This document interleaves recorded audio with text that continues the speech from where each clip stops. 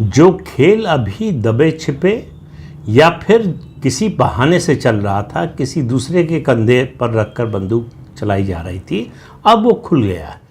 पिछले 5 साल से कम ये खेल चल रहा है। चल तो उससे पहले से रहा है, 2014 में जब नरेंद्र मोदी प्रधानमंत्री बने तब से चल रहा है, लेकिन पिछले 5 साल से ये खेल तेज हो गया था। अलग अलग जो है टूल किट के जरिए, जिसमें विदेशी पैसा और देश का संसाधन, मानव संसाधन, ये दोनों मिलकर ये खेल चला रहे थे।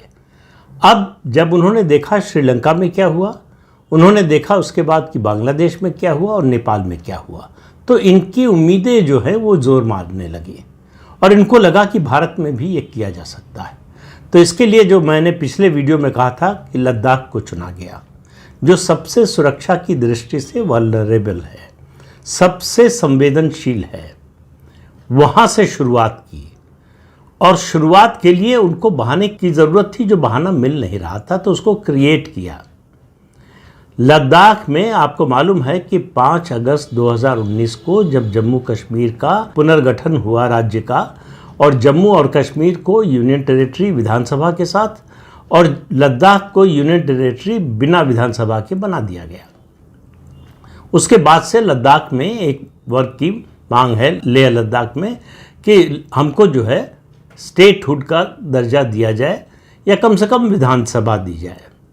ये मांग काफ़ी समय से चल रही। 2 संगठन हैं जिनसे सरकार की बात चल रही है, एक है लेह एपेक्स बॉडी और दूसरी कारगिल डेमोक्रेटिक अलायंस। इन दोनों से केंद्र सरकार की गृह मंत्रालय की लगातार बातचीत चल रही थी। इस बातचीत के कुछ नतीजे भी आए, जैसे एससी को यानी शेड्यूल्ड कास्ट को जो रिजर्वेशन तय हुआ था 45%, उसको बढ़ाकर 84% करने पर सहमति बन गई। दूसरा, महिलाओं को स्थानीय निकायों में, पंचायतों में 1/3 आरक्षण देने पर सहमति बन गई। इसके अलावा वहाँ की 2 स्थानीय भाषाओं, भोटी और पुर्गी, दोनों को आधिकारिक भाषा का दर्जा देने पर सहमति बन गई। मुख्य रूप से उनकी 2 मांगें हैं, एक स्टेटहुड और दूसरा कि 6th शेड्यूल में जो है शामिल किया जाए लद्दाख को, ताकि वो अपनी भाषा, अपनी संस्कृति और अपनी परंपराओं की रक्षा कर सके, बाहरी लोग आकर उन पर कब्जा न कर सके। ये मुख्य उद्देश्य है।